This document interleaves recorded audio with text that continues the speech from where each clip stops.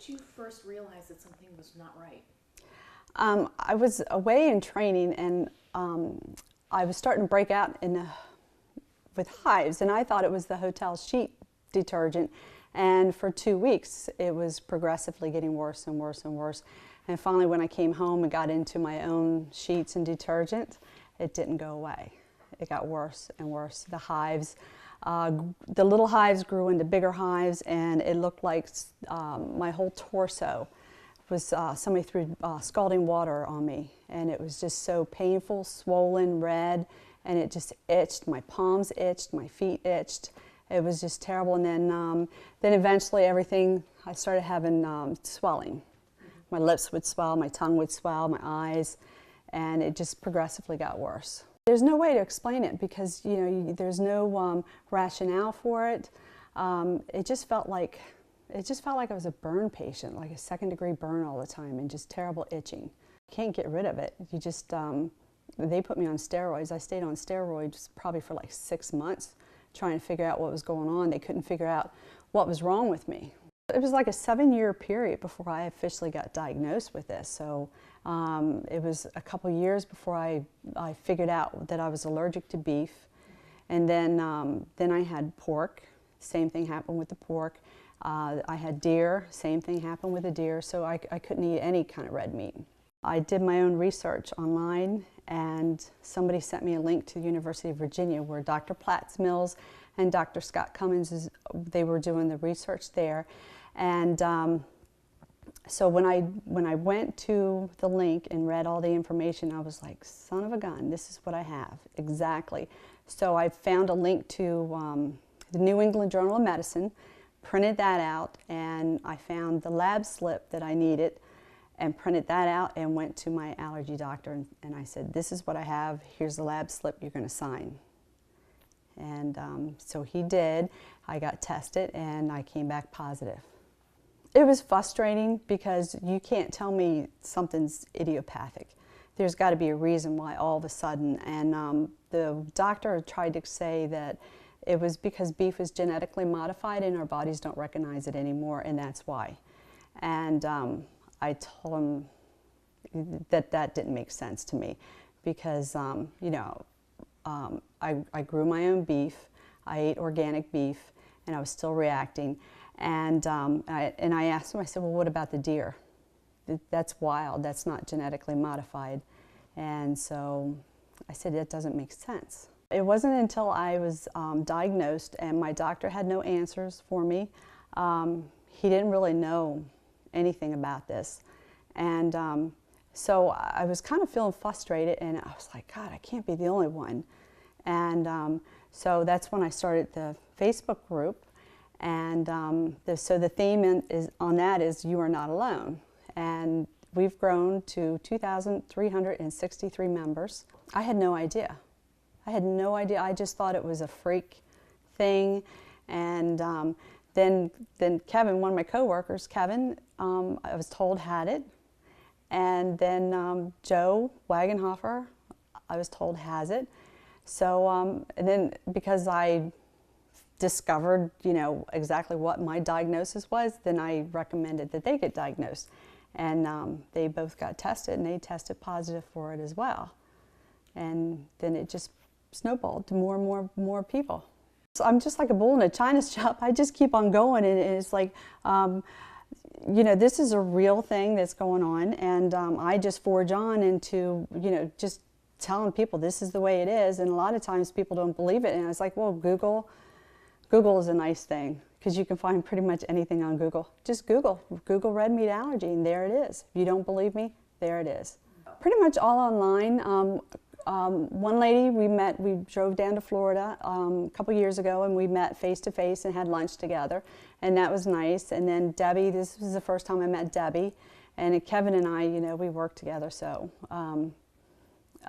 But it's mostly online, and we give a lot of information, a lot of scientific facts. We try to keep to the facts. And when the research comes out, we post it online so everybody has the information right ahead in front of them. Well, we both work out in the field. So we're working, we come home with a lot of ticks on us sometimes. We do have sprays and everything, but the sprays, sometimes the ticks somehow manage to get onto us. And I had a tick bite in February. So ticks are out all year round. You wouldn't think so, but they are. Do you have any other tick-borne co-infections? Well, I've been treated for Lyme, and also there was another co-infection that the doctor thought I had. I can't remember off the top of my head what it is, because there's so many tick diseases that are out there. We do get spray, and I use it because when I get out of my truck, a lot of times I look at the grass and I was like, oh, it's kind of scary because you know they're out there. And you don't really want to just walk out there. So you just spray, you keep sprayed. Who would have thought toothpaste? That was a quirky thing. It was 3 o'clock in the morning, waking up with my mouth swelling up and itching and for a whole week. And Jerry says, what the heck? And I said, I don't know. What the heck do we change? So you have to be aware of everything that you change. And come to find out, it was Colgate toothpaste. It has mammal in it. I would have never thought. What else did you find out? The deodorant, it was causing me to break out. I had to change that, and in my shampoo. I'm not really good at ingredients, reading ingredients and deciphering them, because you have to decipher the ingredients, like natural flavoring. That could be from anything. Glycerin can be from mammal. White table sugar is contaminated with bone char. It just ruins your, everything and alters everything. You have to think about, okay, I ate this at such and such time, and I'm going to react at such and such time. So you keep aware of absolutely everything.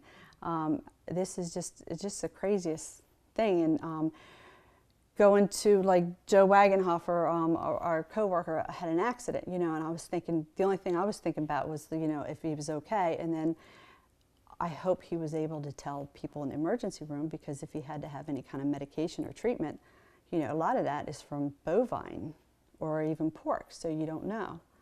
But it does alter your way of thinking, and it's just a crazy. So be aware of your ticks and make sure you have protection. We went out to a Mexican restaurant, and Mexican is probably the worst restaurant to go to, because you've got the highest amount of cross-contamination that you can encounter. And one night we went out, and it must have been like it's usually 2 or 3 o'clock in the morning. You wake up. Well, I felt sick. I felt so sick, and I went to the bathroom, and I thought I had food poisoning. And I just felt so terrible. And it just hit me all of a sudden. And I'm looking at my husband, and I said, why aren't you sick? You ate the exact same thing I ate. And then right after I said that, it just hives and the swelling and everything. And I looked at him, I said, you need to take me to the emergency room. And so it is scary. It is scary because you don't know how it's going to develop. It could develop slowly and be mild, or it could be the worst thing you can ever imagine. The last one, it was probably the most stressful, because the nurse asked me, how do the hospitals treat you? And I couldn't believe she asked me that, because it's a food allergy.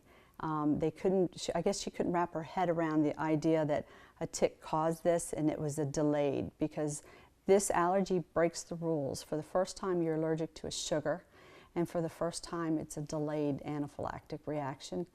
And so that was pretty scary, that trip to the emergency room. I'm upset about it because I got bit by a tick. The tick caused this disease. It is a disease. Allergies are a disease. So therefore, this is a disease.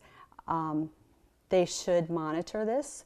They should let people, they should see, follow how many people actually have this. Because if they really looked at the numbers, they're going to be really surprised. Because it's not just here in the United States, it's worldwide.